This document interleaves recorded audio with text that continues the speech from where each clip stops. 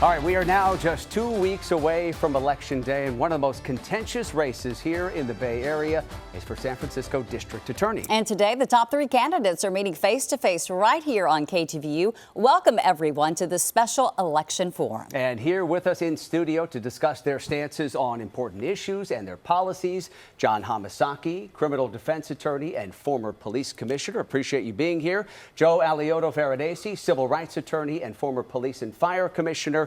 And of course, current San Francisco District Attorney Brooke Jenkins. Thank you all so much for being here. Brooke, I want to start with you. You were appointed DA in July. You have revived some of the tough on crime policies. Have you made San Francisco safer?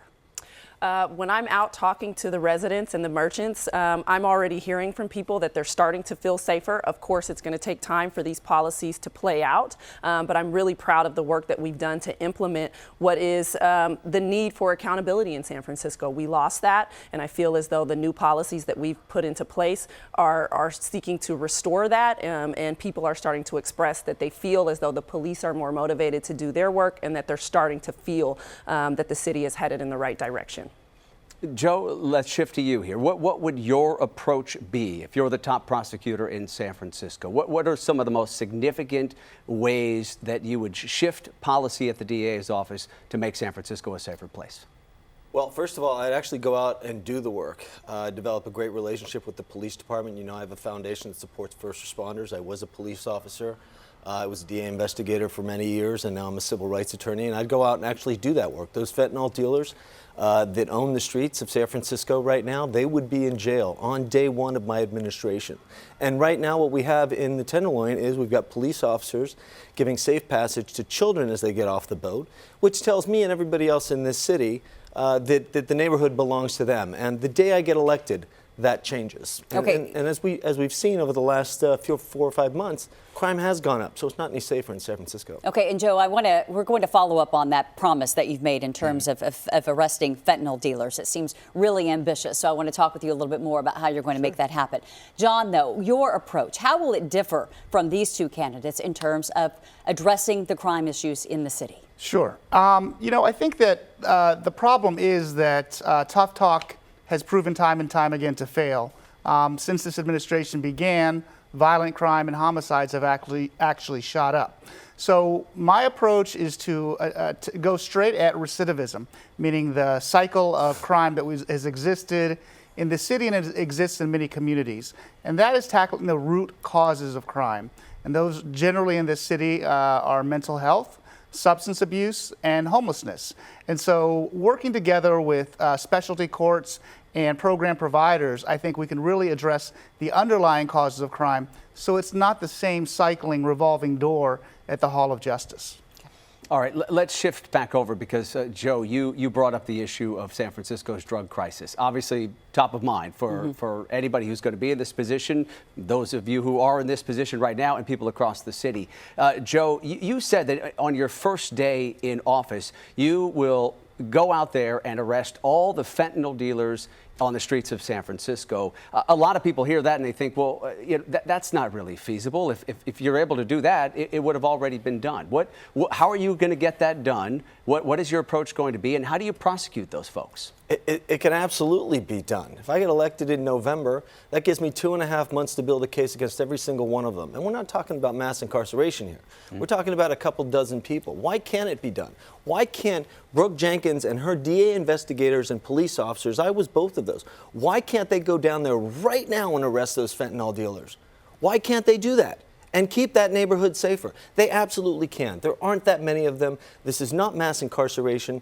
That's the way to keep people safe in San Francisco. Not by policy, not by press conferences, not by ribbon cutting ceremonies, by actually going in there and doing the work. Okay, Brooke, do you want to have a chance to respond to that? Yes, absolutely. And as we know, we have to make sure that policing is fair, that they're not basing arrests on stereotypes or anything else. And so they are out doing what they can as far as undercover operations and stings to make sure that they're arresting dealers. But it's not as simple as just walking out and doing a sweep and picking up everybody who looks like a drug dealer. That lends itself to very disparate policing that we want to discourage. The other thing is our DA investigators are not prepared to go out and make arrests. They do not drive police police cars. They don't have dispatch access. They don't wear uniforms. They're not people who can go out and make arrests. And so we have to rely on the San Francisco Police Department and on our federal partners to go out and to actually do the policing and be prepared to prosecute when they do. Okay, John, I know that you are critical of Brooke Jenkins' policy. I want to hear what you have to say in terms of what John is proposing, what Joe is proposing, excuse me, but you have said that the two greatest failures of the California criminal justice is the war on drugs and 3 strikes. So talk about your approach and then also give a response to the two approaches of your rivals here. Right, and so this is something that I worked on for 4 years on the police commission. We would have residents come to the police commission meetings and talk about living in the Tenderloin. I would go out to the community meetings out there, and it's really unfair that people have to live like that. But what the chief of police will tell you and any other serious law enforcement partner will tell you is that street-level drug dealers are the most fungible, replaceable part of the system. And so really what you need to do is start bringing in bigger cases, moving up the ladder, and going after the organized crime that's behind the street-level dealers. Arresting everybody in the Tenderloin, we've done that probably 1 million times in this city already. It doesn't work as a long-term solution. What we need to do is address the organized crime behind it. All right, Brooke, let's shift back to you on the question of what you do with suspected drug dealers who are arrested by police. You're taking a much harsher approach to dealers in San Francisco. You're filing motions to detain suspected drug dealers before they go to trial. But judges, however, in many of these cases, they are denying those motions to hold these folks behind bars. It sort of seems like maybe your rhetoric is running up against the reality of the law. How do you convince folks that this is the most effective approach to addressing the drug problem in the city? Yes, and so we have to do something, right? And so my approach has been more aggressive than the previous administration because what we saw was an attempt to decriminalize drug sales in San Francisco, and that exploded into the chaos that we see in the Tenderloin and in South of Market right now. And so I have taken a more aggressive approach. In the beginning, the judges were a bit hesitant to grant these motions, which are only being filed in the egregious cases, so people who are repeat offenders or who have large quantities of drugs. But more recently, we have seen a number of these motions be granted, most recently involving a gentleman who was in possession of almost 8 pounds of fentanyl. And so that motion to detain was granted, amongst others. And so I do believe that now the judges do understand just the danger that these individuals present. Okay, so another aspect to Brooke's policy is no longer allowing those charged with possessing more than 5 grams of fentanyl be referred to the Community Justice Center. Is that something, Joe, that you would support as well? You know, the bigger problem with the policy that's out there is the 5 strikes deal that this administration, that Brooke's administration has out there. And what message that sends to the police officers is that they have to arrest that same individual 5 times before it's actually going to matter, that police officer has to take that risk 5 times. And it's demoralizing. It's further demoralizing. It's why you see a lot of police officers standing on the sidelines in San Francisco and not doing that important work. And that changes on day 1 of my administration. They'll know when they go out, make the good arrests, bring the good cases to us, that we're going to put prosecution, real prosecution behind that, and we're going to keep people safer in San Francisco. That safe passage for children in the Tenderloin goes away because they won't need it under my administration. So we see that this administration is failing the people of San Francisco, and frankly, that changes. John, to you about, let's talk specifically about how you would address drug users who are brought in on charges. In what way would you compel them into treatment programs? Right. Well, that's what I was referring to when I was speaking about the biggest failures of the war on drugs, which is creating a war on people. Drug users, it's a public health crisis. We need to take it seriously from a public health perspective, but criminalizing people with a substance use disorder, which is classified as a medical disorder, has never proven to work. What it does is it puts people at higher risk for overdose while not addressing the underlying condition. Right now, we have the biggest problem is the failures of City Hall to provide treatment beds so that when people are interacting with either public health or law enforcement, they have somewhere to go. But how would you push folks into the programs? I mean, you have to somehow compel them to get the help they need. So compelling them has never worked. There's decades of studies that compelling people into treatment actually can increase deaths, because when people are released, they end up using, their tolerance is worn off, and so there's, I think, an 11% increase in overdose occurrences after compelled treatment. Okay, so I just want to touch on one more thing, Joe, and Brooke as well. How do you plan then to place accountability on drug dealers while sparing those who are in the throes of addiction from harsh punishment, the type of punishment that John was just mentioning? Well, first of all, whether or not they die in a program is one thing, but they're currently dying on the streets of San Francisco at a rate of 2 or 3 per day. And that's because our public health system is absolutely failing them. We spend about $3.5 billion every year in this city on homelessness, mental health, and addiction, and every single one of those programs is failing us. And we see that. When you walk the streets of San Francisco, you don't need to be an expert, you don't need to be a police officer. Any regular citizen can walk the streets of San Francisco and see the addiction and the mental health crisis that's playing out in it. We have to hold our city leaders accountable for the billions of dollars that are being spent, and that's part of what my administration will do. We have to think outside the box and hold those other jurisdictions accountable. And we can do that as a district attorney's office. That is part of our job to do that work. Okay, so Brooke, as we wrap up, I just want to get your thoughts on that. How do you strike this balance between holding drug dealers accountable and helping drug addicts? Yeah, I think what I've learned from people in recovery is that oftentimes it takes being caught up in the criminal justice system for people to make the choice that they're ready for treatment. And so what I've tried to do is to make sure that we intervene in the situations where people are clearly in crisis, where they're publicly ingesting drugs, so that we can propel them into that treatment, which is treating them very differently from the people who are selling the drugs, because we want to make sure that we're treating those two types of people very differently. What it sounds like is we've got a situation where people want to be at different extremes, which is don't do anything at all or toss them all in jail. I'm trying to walk the middle line, which is we can use our jurisdiction to really put them in a situation where they can choose recovery, and we can usher them through that process.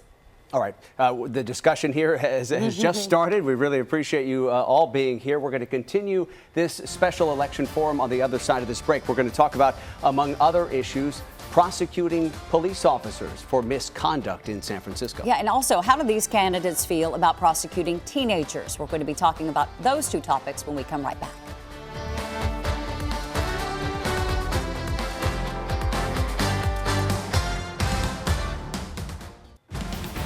Welcome back, everyone, as we are discussing the issues with the top 3 candidates for San Francisco District Attorney. All right, we want to get to the issue now of prosecuting police officers for misconduct in San Francisco. Obviously an important issue. We're going to start with John Hamasaki on this particular question. John, we know that you were on the police commission. You historically have been one of the most outspoken critics of the San Francisco Police Department. If you become district attorney, will you be able to objectively make decisions about charging police officers for misconduct or in some of the situations where they take a life? Sure. Police officers, when it comes to the criminal justice system, are just like everybody else. They are required to follow the same laws, and if they break the laws, I will hold them accountable. I think we've seen a lot of concern from the community about this district attorney pushing all of the police misconduct and police killing cases until after the election, and the assumption is that they're going to be dismissed. For 4 years on the police commission, I did hold officers accountable, but at the same time, you need to hold the bad officers accountable to give the good ones the room to work, to get them back into the community in a way that they're respected and part of the community. And when there's police violence and breaking of the laws, that breaks down. Let's give Brooke a chance to respond here. He was criticizing, and there have been people saying you're dragging your feet on some of these police prosecution cases, particularly the case of Officer Chris Samayoa, who shot and killed a man. Are you delaying the process here? Absolutely not. We are actually continuing to move that investigation forward as we speak. And I want to make something really clear, which is that, of course, my job is to prosecute anybody who commits crime in San Francisco, regardless of your position or status, and that includes police officers who break the law. As a Black and Latino woman, I grew up listening to my grandmother talk to me about the fact that one of her older brothers was killed by police in police custody. And so that is an issue that has touched my family very personally. I wake up every day with a husband who's African American, hoping that he doesn't have some type of negative interaction, with the police. I'm raising a black son in America. And so it's a very personal issue to me, but I'm not going to politicize it. I want to do my work the way that it should be done, and we're going to investigate as we need to and proceed forward as we need to as prosecutors, like we would do in any case. Joe, you mentioned your time as an officer. You were also a former police commissioner. You have said that you would immediately stand shoulder to shoulder with the folks within the San Francisco Police Department. Let them know you support them. Let them know you have their back as long as they operate within their training. Will your time and your association with the department affect how you approach cases involving police? Absolutely. Look, I was a police officer. There's nothing more demoralizing to a police officer than to have to work side by side with a bad cop. At the DA's office, I investigated and was part of the prosecution team that prosecuted police officers. As a civil rights attorney for the last 22 years, I have sued the San Francisco Police Department and other police departments. There is nothing worse for the criminal justice system than a bad cop, and that's a cop that lies, that's a cop that goes outside of their training, that's a cop that violates people's civil rights. But worse than having a bad police officer is having a bad prosecutor. And even worse than that is having a bad chief law enforcement officer of the city, which we have today. We have a chief law enforcement officer, a district attorney that has a history of violating people's rights when prosecuting people.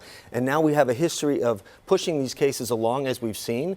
And now she says she's not going to politicize it. She's done exactly that. She's politicizing all of this. If she's serious about prosecuting police officers, she'd bring them to justice today. That case doesn't need to be investigated any further Brooke, than we'll it give already you a has chance been. to respond to Joe's allegations here. I think my record as a prosecutor speaks for itself. I started off in the misdemeanor unit. I've worked in the general felonies unit, the sex assault unit, and was more recently promoted by the previous DA into the homicide unit. I've been tasked with handling some of the most complex cases that come through our office, and I've always done that with ethics and integrity, and tried to be the best advocate that I can for our victims and try to be fair to all of the people that I've prosecuted. And so, the personal attacks, I think, are a distraction from what actually is necessary to discuss the issues. And so I think I'll leave it at that. Okay, we'll move on to the next topic here, and this will go to you, District Attorney Jenkins. This is the question of whether you bring adult charges against minors. Your predecessor, Chesa Boudin, had a blanket policy, no adult charges for those who are under 18.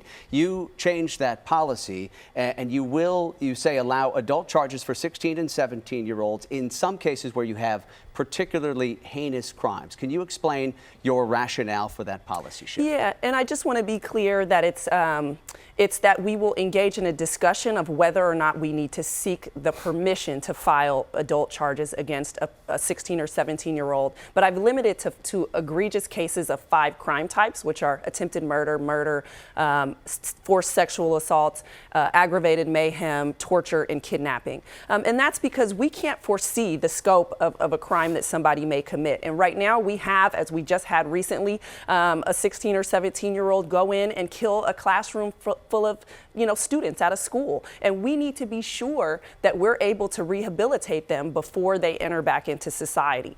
And in the juvenile system, we have to release them by age 24. And so we need to engage in a discussion sometimes about whether or not that's enough time for that rehabilitation, particularly in egregious cases like the situation that I just mentioned, where somebody may go in and kill, a room full of people, especially little children. And so I think for us, we have to retain our prosecutorial discretion in order to engage in that conversation. But under my policy, all of our juveniles are presumed to be fit to stay in juvenile court unless we need a discussion in one of these Okay, Brooke, we're going to have to end it there because I do want to get responses from both Joe and John. Joe, under what circumstances would you try a juvenile offender as an adult? Heather, every case is different, and it's professional negligence, frankly, to have a blanket policy on any of these juvenile cases. You just can't say, well, if you're over the age of 16, then there's the possibility we try you as an adult. The bottom line is you have to look at every single one of these cases differently. The district attorney has a toolbox of tools, so to speak, and charging them as an adult is one of those tools. You can't take those tools off the table.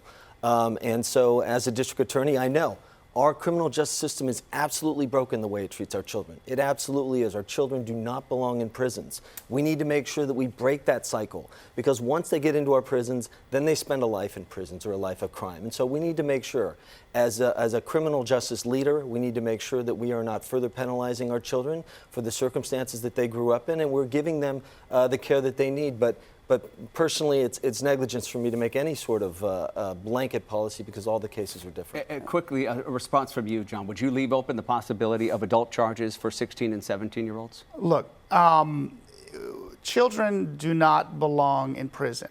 The district attorney has talked about rehabilitation.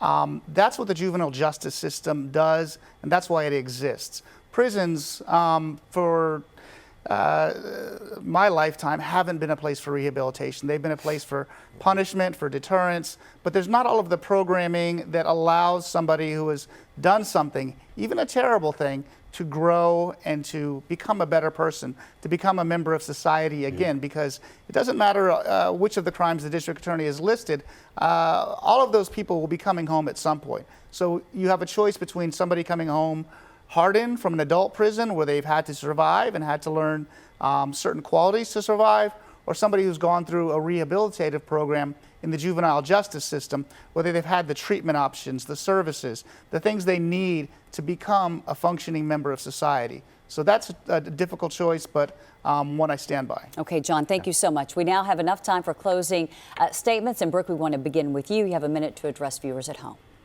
Thank you. And so in my view, I'm the only person at this point who has demonstrated any track record as a prosecutor and who has experience as a prosecutor, not only in general, but in San Francisco. And I've tried to demonstrate since taking office that the DA's office is committed to public safety again, that we will be doing what we need to hold offenders in San Francisco accountable, while still balancing that with the necessary interest that we have to make the system more equitable and fair.